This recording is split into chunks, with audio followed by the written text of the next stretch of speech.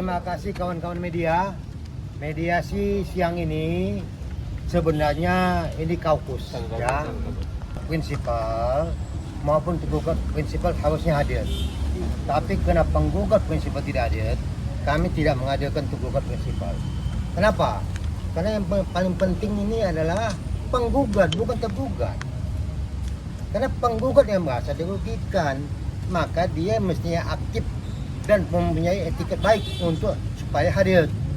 Nyatanya dia tidak hadir, makanya kami bilang ya sudah, karena pihak penggugat tidak hadir, maka pihak daripada penggugat menyatakan ini gagal mediasinya. Kita juga prinsipnya dari awal sudah menyatakan tidak mungkin ini ada bisa tercapai mediasi. Kenapa? Gugatannya aneh. Bagaimana nggak aneh kami bilang, sudah terbukti bersalah melakukan tindak pidana pemerasan, yaitu Nikita dan Ismail. Bagaimana yang sudah terbukti melakukan tindak pidana melakukan gugatan kepada kami, klien kami? Kan tidak mungkin. Makanya sejak awal kami bilang tidak mungkin ada bisa menghasilkan kesepakatan dalam mediasi ini. Itu yang pastinya itu. Bang, tapi bukannya kalau mediasi kedua prinsipal harus hadir, harus bertemu, Bang? Sampai saat ini pihak penggugat prinsipal tidak hadir. Jadi masa kami datangkan, kami pihak tergugat, masa kami harus hadirkan? Kan tidak bisa begitu mekanisme hukum.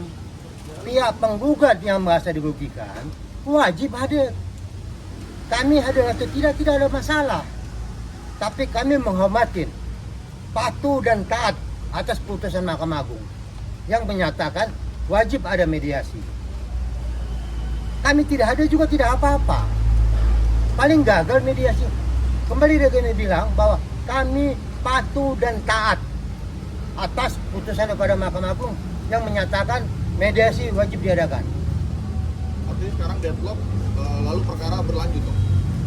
Ya, untuk saya tambahkan ya, bahwa hari ini kan deadlock ya. Sebenarnya deadlock itu adalah permintaan dari prinsipal penggugat atau kuasa hukum dari penggugat. Begitu dibuka oleh mediasi untuk dilanjutkan, mereka kami nyatakan bahwa ini perkara mediasi ini deadlock. Nah, padahal minggu kemarin tadi udah jelas dan kita udah menyatakan itu tidak ada titik temunya. Nah, tadi mereka ulang, kita sebagai tergugat sih diam saja menunggu waktunya. Nah, oleh hakim disetujui bahwa pada hari ini tidak diketemukan apapun dalam hal kesepakatan antara penggugat dan tergugat, apalagi tidak hadirnya prinsipal dari pihak penggugat. Nah, dilanjutkan karena tidak ketemu deadlock dan kesepakatan, maka kita menandatangani berita acara. Berita acara sifatnya akan melaporkan kepada majelis hakim di perkara nomor 1000. Nanti hakim melampirkan semua, termasuk surat kuasa semua dilampirkan di situ. Jelaskan. Nah, setelah diterima oleh majelis hakim, maka mungkin akan masuk ke pokok perkara. Kalau tidak dicabut lagi oleh pihak penggugat. Kalau tidak dicabut, maka kita dengan semangat melanjutkan perkara ini untuk ketemu di pokok perkara yang akan dilanjutkan mungkin 10 hari kalau penjelasan tadi dari hakim mediator, 10 hari atau berapa hari lagi akan ada panggilan kepada penggugat. Prosesnya seperti itu. Nah, kalau penggugat ya kita juga hadir sebagai tergugat, wajib hadir kita memenuhi apa sih isi gugatan itu sebenarnya apa. Nah, itu ya. Maka kita tunggu sampai dengan batas waktu yang ditentukan. Majelis hakim perkara nomor 1000 akan mengundang kita atau memanggil kita untuk hadir di persidangan berikutnya. Berarti udah nggak ada sidang mediasi, udah nggak ada lagi ya Bang ya? Baik, Ya. baik. Ya. Ditambahkan dulu rekan-rekan. Sebenarnya agenda saat ini untuk mediasi ini agendanya masih kaukus. Artinya kaukus itu harus wajib menghadirkan penggugat dan tergugat.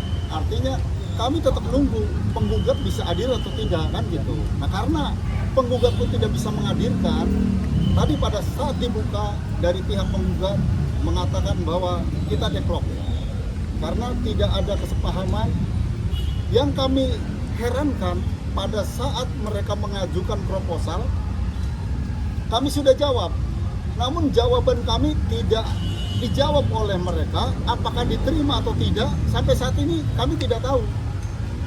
Jadi sampai saat ini apakah mereka menerima apa yang kami usulkan atau tidak. Nah, artinya karena sudah deadlock, untuk selanjutnya kita masuk ke pokok perkara. Artinya kita ya bertempur nanti di persidangan. Jadi untuk mediasi kita sudah selesai. Kita tidak ada mediasi kembali. Paling nanti kita masuk pokok perkara, jawab menjawab. Tinggal masing-masing kita perkuat bukti dan saksi. Artinya kalau nanti bukti dan saksi kita bisa mendukung, memperkuat, ya nanti kita bisa diuji lah bersama majelis hakim. Mungkin itu. Jadi tambahan kami, mungkin ini satu-satunya di Indonesia yang terdakwa sudah dinyatakan bersalah berdasarkan keputusan majelis hakim. Ya, Pengadilan Negeri Jakarta Selatan telah memutuskan bahwa terdakwa atau penggugat ini dinyatakan bersalah, tapi melakukan gugatan. Kami perlu belajar hukum ini. Ya, kami salut nengok penggugat yang gitu luar biasa mengajukan gugatan, bahkan mediasi yang biasanya biasa-biasa saja bagi kami, ini jadi luar biasa. Nah, inilah salah satu luar biasanya kasus ini. Kita juga jadi kadang-kadang bingung apa yang terjadi saat ini nih. Kasus begini, kasus kecil ini bagi kami. Tapi kena namanya ini kita dan Ismail, makanya begitu suasana heboh. Dan kembali kami bilang, tolong ini pengadilan, jangan main-main, jangan gugat cabut. Kami ingatkan kembali sekali lagi kepada penggugat, ini pengadilan. Hargai pengadilan, bertanggung jawab atas gugatan. Mohon supaya jangan dicabut lagi. Kita akan bermain di pengadilan, kita berdebat hukum, kita buktikan siapa sebenarnya melakukan perbuatan melawan hukum. Oke? Siap. Ya, kita siap. Namanya aja judulnya perbuatan melawan hukum. Artinya apa? Ada norma aturan hukum yang dilanggar. Sehingga punya sanksi. Siapa yang melanggar? Itulah terdakwa. Dalam hal ini Nikita Mirjani dan Ismail Marzuki. Itu udah jelas sesuai dengan judul perbuatan melawan hukum. Siapa yang melawan hukum? Terdakwa Nikita Mirjani dan terdakwa Ismail Marzuki. Kalau sudah melawan hukum, apalagi mau dimohonkan kepada kita? Kecuali dia minta maaf kepada kita, ya. Kalau tidak, ya kita perang. Perang dalam arti. Dan besok-besok semua yang ditahan itu menggugat. Ya, semua orang yang di dalam tahanan ada yang akan menipu, mengajukan gugatan. ada yang penipuan. Pasal-pasal penipuan juga menggugat nanti di pengadilan ini. Aneh kan? Bisa bayangkan nanti bagaimana bentuk Pengadilan Negeri Jakarta Selatan kalau semua yang di dalam tahanan menggugat. Kalau sudah melanggar hukum. Sudah terbukti dinyatakan bersalah melakukan gugatan. Ya, kita lihat saja nanti ya bagaimana hasilnya. Oke. Makasih Pak. Ya. Zulkifli. Ya. Oh, nanya melulu.